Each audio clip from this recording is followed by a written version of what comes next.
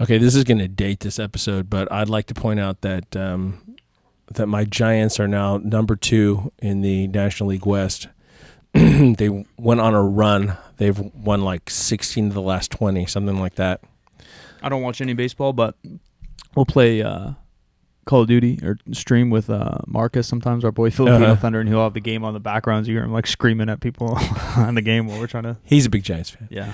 But the crazy thing about that is that they're in second place, but they're 14 and a half games back from the Dodgers, who are in first place, which just tells you that sometimes in life you can be number 2, but number 2 is so far down the scale. That's a lot of things. People don't want to hear that. Yeah, but people don't want to hear that. That's just the truth. But it is true. Yeah. You can be relatively successful from that position too, though. For sure. I mean, yeah. You just got to come to grip and like, I don't know how healthy it is or not, but I just like to try to just stay in my own bubble more.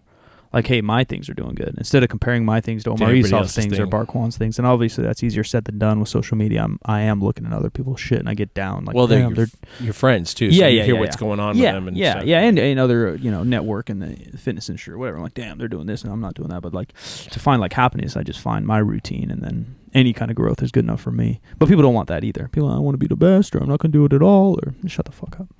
I think sometimes too with that kind of growth, you can't tell, but you're getting deeper, but not getting broader. So your audience might look the same, but you're getting deeper because you're providing more information. For sure, you're showing more of yourself. You've been at it for longer, and that's everything I want to do is culture and community. That's what we try to build here and on my Twitch and on my YouTube and Instagram and whatever. Me and Connor were talking about this the other day. He had a college friend that blew up like 50 million views on a bunch of YouTube stuff, doing pranks, tons of videos, 4 million subscribers, all this stuff. Numbers I can't even fathom, 100 times what my YouTube's channel's done. Yeah. And I'm like, that's very cool. I was like, 1, I don't know if this kid loves doing pranks. 2, sure, he's adding entertainment to people's lives, but like 3, like, do people feel connected to him? And that's like my goal is to like share my story, my path, my knowledge with people so that they feel connected when they're in like a lost place, so they can either smile, they can learn, or they can progress, connecting to me, my story. They're just doing pranks all the time. And then even on a business standpoint, like, what are you buying from a pranks guy? Like, there's no connection, there's no depth. Right. It's just broader and broader and broader. Chinese finger traps. Yeah, whoopee fucking cushion. Whoopee cushions. Yeah, like you're not doing anything where like people believe in my knowledge, they believe in my path, and so I can help people along the way in multiple things from my business and even just the content. And that's obviously what our goal here too is to build a community that wants to find the truth on anything. We're talking about doing a whiskey and beer episode coming up. We did olive oil with my mom. Right. We want to do more business things here. We've done some psych stuff, some sports psych, obviously the science of nutrition and lifting, even just cultural stuff. The episodes with Omar and Eric Helms were really, really good. We're talking about kind of the cultures of bodybuilding and things of that nature, and on their podcast. So building the community and feeling good about what I do. And maybe the Giants feel great and they don't care if they're in 14th. They feel pretty good. Yeah. You can still make a run in the playoffs. There's always like other steps and things. Sports are a little different than life, sadly. Like, people don't want to admit that either, but like sports, sometimes people are just going to be better than you. Sports sometimes, and this is sometimes in life, sports are direct. You're directly going against someone else. Whether you want to say it or not, you're directly going against somebody else. It's direct competition, especially at the major leagues where it's a money game. And then 2, you just can't outwork genetics at the highest level. No. If even the medium level, even the beginner level. I got by probably 1st through 5th grade in basketball just being faster than everybody. And then from there I had to get better at the game. And then, you need to work to be the best. But I'm not saying that. All I'm saying is like genetics do rule all. We've seen it in powerlifting. You see it in weightlifting. Why can some kids just squat 600 with a year of training and other kids never squat 600? Same body weight. Some guys can even look jacked and not squat 600 pounds. It's just how it goes. It's genetics. Yeah, and it comes down to making the most of what you have and not trying to shoot something that is never going to happen and you're just going to disappoint yourself. For sure. I'm one of those people that is very skeptical of super crazy stretch goals that people throw out there, or even having them for myself. And I'm bothered when people who haven't accomplished anything in a long time will come out in publicly in social media and say they're going to do X thing that seems really improbable. Yeah. I don't know why social media does add a whole new thing, and I don't know what's right, wrong, or what's for you, but like just announcing your goals to the public's a little different. Like I told people like, hey, I want to clean and jerk something decent and like follow my path. But that's different. Like, I'm going to the Olympics. Follow me. Yeah, or it's going to be X weight, you know. I don't know. And even if it is, like I guess it's the intent behind it makes the difference. Like, is it intent to make shock value and make people follow you, or is it intent just saying, this is my goal, I'm now making it public to hold myself accountable, and you follow me? And so, like, the intent matters a lot. Yeah, except that the studies seem to show that the accountability doesn't work that way. No, it's all internal no matter what. And that there's some people get so much of a discharge off of publicly stating a goal that they lose their momentum for and just actually trying to attain it. Forget it and whatever else. Yeah, it makes it easier to discharge. Yeah, which is popular with diets. People saying they're cutting, they're bulking, they're doing this or that or whatever. Especially, again, with social media, it becomes so easy to walk that line of telling your story and telling your journey and, trying to find motivation or accountability through it. Yeah. So in terms of making the most of what you got, we're talking about nutrient timing. If you're eating the same amount of food every day, does it matter when you eat it? No matter what the composition is when you do eat it. Yeah, because there's a lot of history of, not eating past 7 p.m., all these time restrictions, eating an hour before you train, eating an hour after you train, higher fat in the morning or higher fat, no carbs at night. There's all these different rules. Carbing up before some kind of athletic performent. People carbing up the day before. Yeah, people go pounds of pasta before a marathon. Yeah.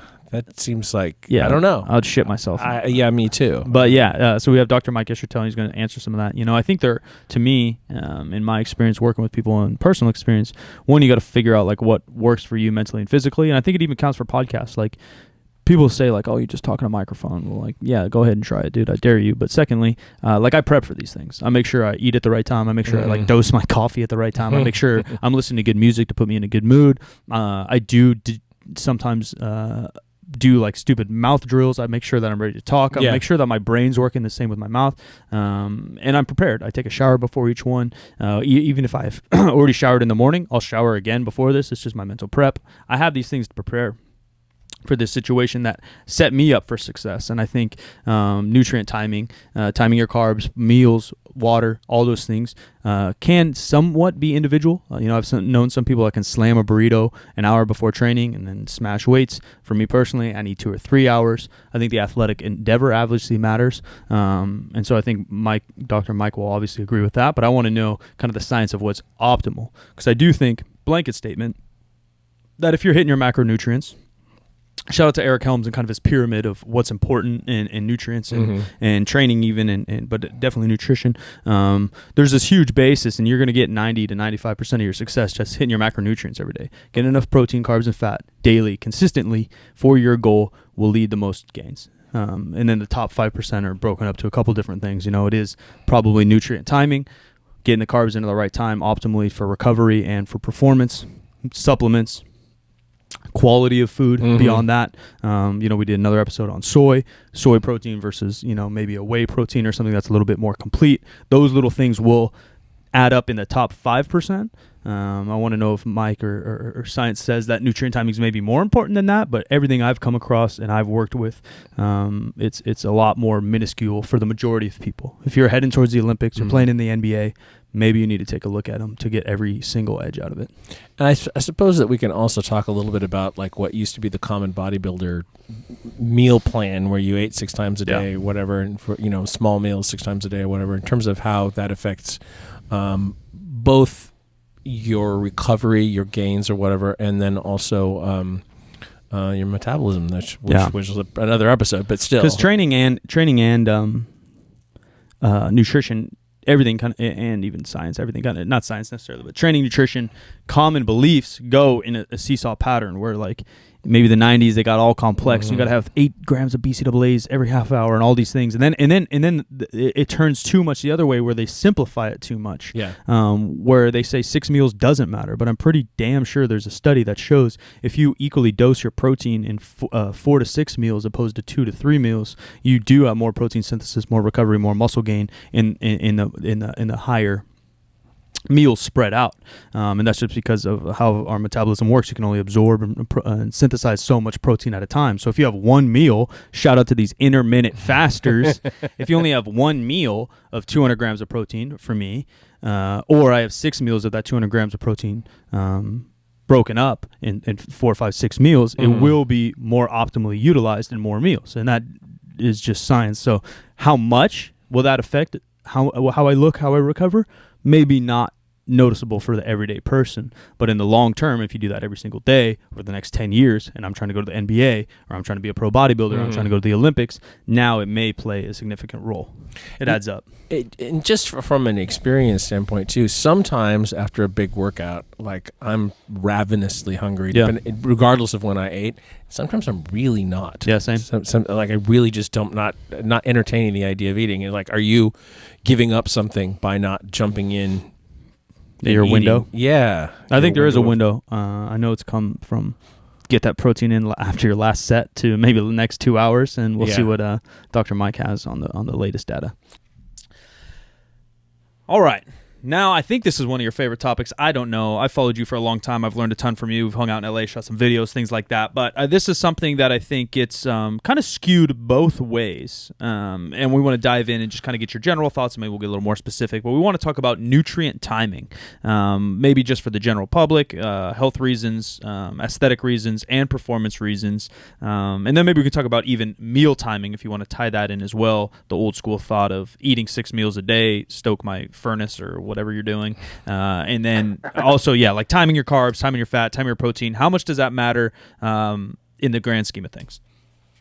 Well, I've had my furnace stoked a number of times. It has nothing to do with food at all. No carbs were involved.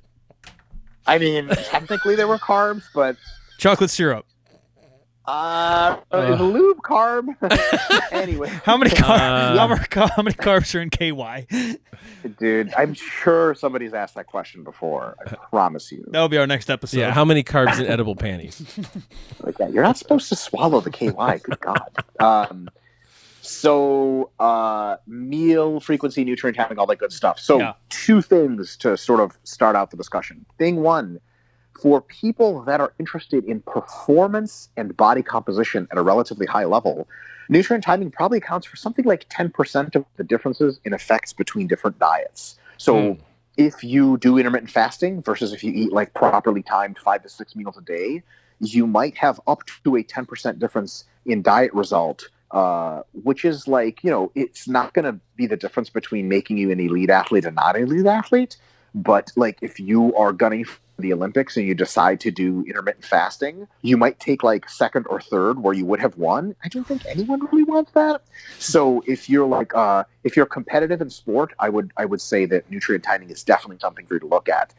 If you're recreational in sport and you generally are cool, like you really like the lifestyle thing of eating multiple meals does not appeal to you, you're really just not missing out on much. So if someone tells you some shit like you're not going to gain any muscle or you're not going to get leaner if you don't eat a bunch of times a day, they're fucking full of shit. But if they tell you like you're not going to optimize your performance to within several % of your capability, I don't know who the fuck can come up to you. No one's ever said that. Nerdy shit like that. You're like, I'm sorry, do I know you? Like, just sitting next to you on the bus. When you were saying that, can you repeat that nonsense one more time? Right, like, but they would technically be correct, right? So that's it for body comp performance. On the health side, they've studied a bunch of diets so far, and from what we can tell, and the research on this is not super expansive, but there's also some animal studies and cell studies to confirm this. It probably matters almost not at all if you eat 9 times a day, once a day, or every other day.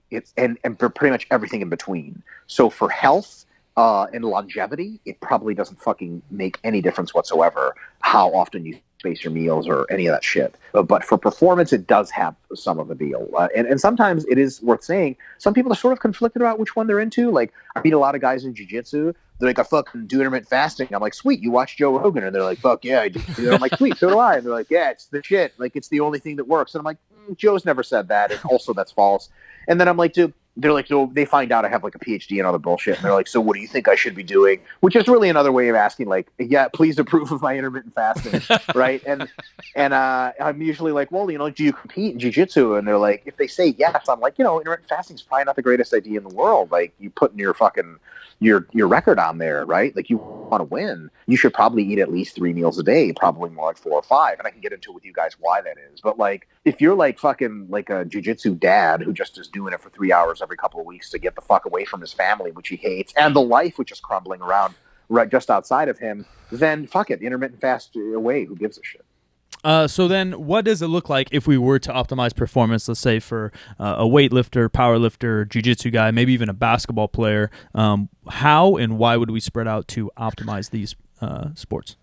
That's a great question. I was actually on a development team for the National Basketball Association. Did you guys know that? Did they give you a jersey? Were you on the team? I was like technically on the team, but like not. I get it. That's my whole life. I was too tall, they said. Gotcha. Yeah. Too jacked. Too good. I don't even know what that means, but I can take a hint. I walked off. Okay, Mr. Kobe. Yeah, that's right. That's what they called me. That was my nickname. It's weird. How do you know that?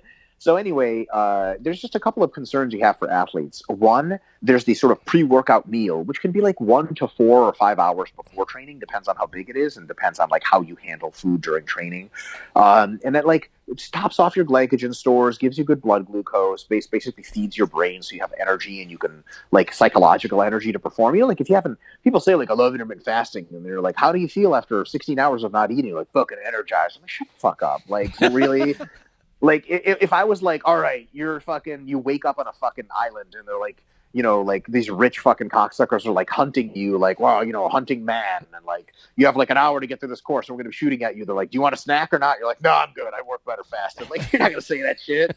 You're going to be like, yeah, give me a fucking bagel so I can run the fuck up out of this island. Or is the bagel poison that's going to slow you down? Who knows, right? Do you even trust these people? I trust no one. Would you take a bagel from them? Exactly. Which will probably never get you into the scenario, but I trust everyone, so I've been in the scenario several times. So like it's one of these things where, eating sometime before training probably enhances your energy production. It's probably good for performance. On the other hand, eating within, an hour after training generally is a better time to refuel yourself from training. It cuts down the catabolic processes of training and muscle burning processes and lets you start the recovery process early. So like if you have like an 8-hour window after you trained before you went to sleep, and somebody asks, like, technically, when is the best time to eat if you're going to just eat once? It's probably as close to the training right after as you can. So those are the two concerns that sort of immediately spring up our two most important meals, the pre-training and the post-training meal. And then like also your body doesn't generally tend to want to build muscle if you don't expose it to muscle growth promoting nutrients, sort of not all the time, but most of the time. And a lot of that's protein. So like every 4 to 6, maybe 4 to 7 hours, your body wants another meal that has a lot of high quality protein in it. So you're probably going to sandwich in a couple more of those meals in the day. And one of them is going to occur like closer to bedtime. So you have some amino acids in your blood while you sleep, which means you're going to grow a little better, probably recover a little better. So on the net balance, that is like, if you're an athlete and you train once a day, you can probably eat as few as 3 meals a day and get most of those things checked off. But you're probably better off eating like maybe like 4 or 5 meals, and that'll be probably close to optimal. And anything between like 4 and 7 meals is probably a wash between all those is how effective. But then it gets a little more complicated if you eat, if you train multiple times a day and you're a very serious athlete, especially if you train very long durations, like several hours. Intra-workout shakes become meaningfully different then. It's probably a good idea to have some of those. And nutrient timing is really important. Like if you train twice a day, if you get in carbs as soon as you're done training the first time, you have more glycogen and more energy for that second workout, versus if you wait even 30 minutes or an hour, it could notably affect your workout poorly if you wait. So then nutrient time becomes more specific, and probably more like 4 to 7 meals becomes closer to optimal.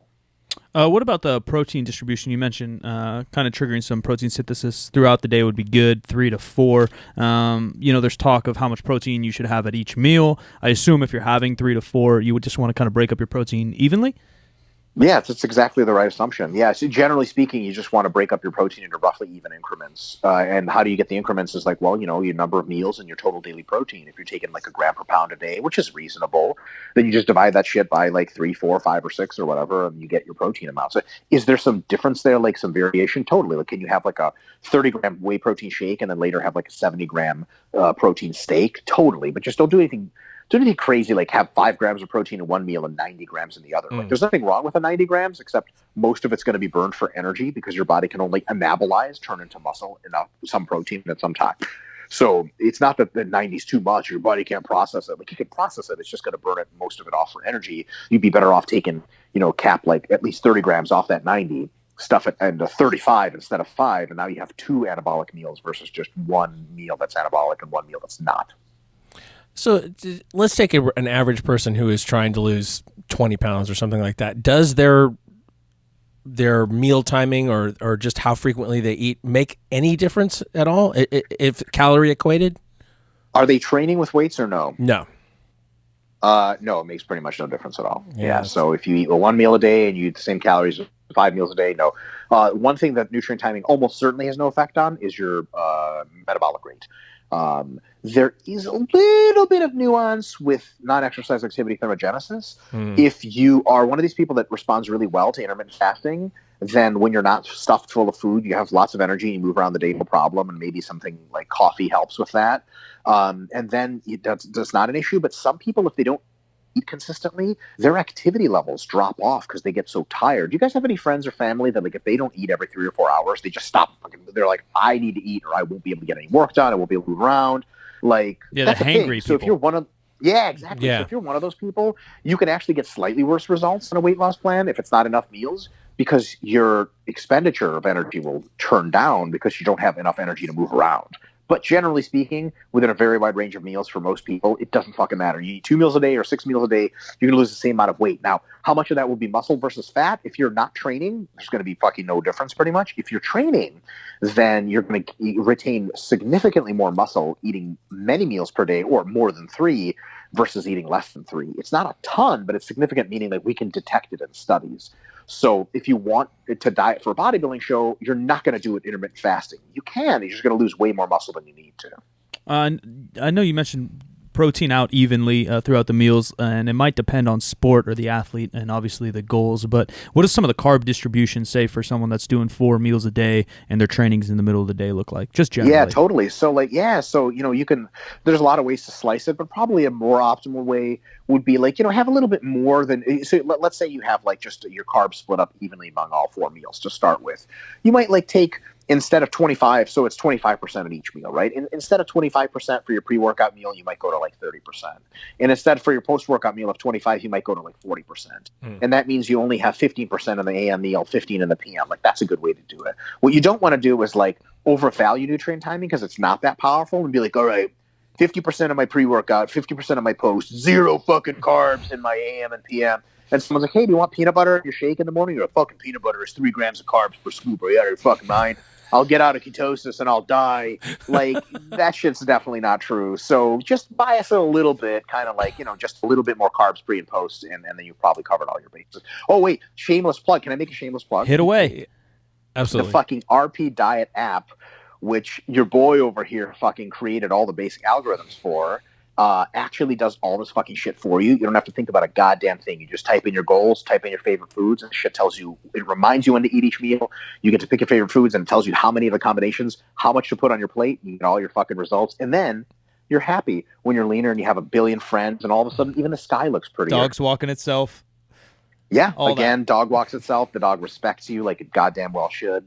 Your images just appear on Instagram without actually any effort on your part. You don't have to post or write a caption. Yeah. Dude, I actually finished a diet recently, and I walked by, and there was like this brick wall in Philly, and they had me. You guys remember like the Hope and Change Obama thing? Yes. Like that photo? Yeah. They had me like that on the wall. You and Meek Mill. For the shit. That's it. Yeah, him and I were together, and we were holding hands, and I was like, I don't even know who the fuck Meek Mill is, but I'm down with it. What about our last but not least, fat? How would we distribute fat throughout those 4 meals, roughly? So generally speaking, if you eat lots of fats, they reduce the rate at which carbohydrates are absorbed and proteins are absorbed. So if you eat a lot of fat in your pre-workout meal, two things. One, your carbs won't get into your blood nearly as quick as you want. So you might be in a situation where you need carbs in the blood, but they're still in the GI tract. And two, if you eat enough fat, fat is it's not in any sense more difficult to digest. It just takes longer. It's more laborious of a digestion process for the GI tract. So if you have too much fat in your GI tract, then you're more likely to just exhibit like gastric distress when you're exercising really hard. Like, for example, you don't show up to Chipotle like 30 minutes before a hard squat workout and you're like double guac, double cheese, double fucking sour cream, and double that sour cream again, and then twice. They're like, sir, the entire burrito is sour cream. You're like, that's what I fucking want. And you gotta fucking hear me. A side of lard. That, exactly. You're like, order a regular burrito and then order just a fucking tortilla with sour cream in it. They're like, just charge them. I don't know what to charge them. Just here's the shit for free. Just don't come back to our store anymore. Yeah, freak. Yeah. And don't blow up our bathroom. Exactly. It's like, well, like you see the guy finish the 2 burritos and he goes into your bathroom. Like, God damn it, do not give that guy the code. Do not give him the code for the bathroom. But yeah, so like if you eat too much fat, like you would never do that, right? Because you would just blow chunks during squatting. Or if you're doing like a cyclist, you would blow chunks on your bike. And vomit is really difficult to clean out of like the gears of your bike. I'd imagine. Believe it or not. Yeah, for sure. So it's purely theoretical. I've never been on a bicycle in my entire life. My quads are too fucking big, brothers. They can't even touch the fucking pedals. But no, like so fat interferes with that, and again, the same problem or similar problem is available on the backside of a workout or after a workout.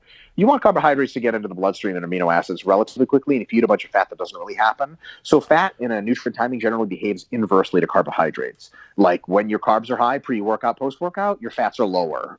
So people take the shit to the extreme and they're like, all right, so I was figuring out kids cereals to eat post-workout, which is, by the way, a really good post-workout treat with some protein. And they're like, this one cereal is a gram of fucking fat. I want just 0 fat because the gram's going to fuck me up. The gram isn't going to do shit. Just don't put gobs of peanut butter in your shit and you'll be good to go.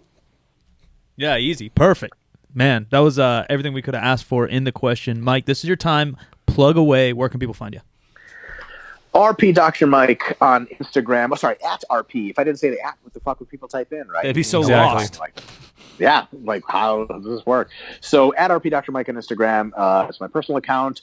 Renaissance Periodization is at RP Strength, and that's where you can find links to the RP Diet app. The thing after the app we talked about recently was a joke. It doesn't actually make dogs smile at you or portraits of you appear, but it does do all the other shit I said. That's not entirely a joke, so it is a real app. Please give it a shot, free trial. So that's where you can find me. Awesome. Silent Mike, YouTube, Twitch, Twitter, YouTube. What's the other one? Twitter, Instagram. All those stupid things. You said YouTube twice. I'm probably on some other channel. Who knows? I think we all were. Anyway, I am at the Jim McD. I can't even talk. I am at the Jim McD on all the social medias. Follow the show on Instagram and Twitter. 50% facts, where percent is a word. Leave us a rating review on iTunes. Tell all your friends. Share on social media the wealth of information that Dr. Mike Israetel has provided for us in this episode. And we'll talk to you next time.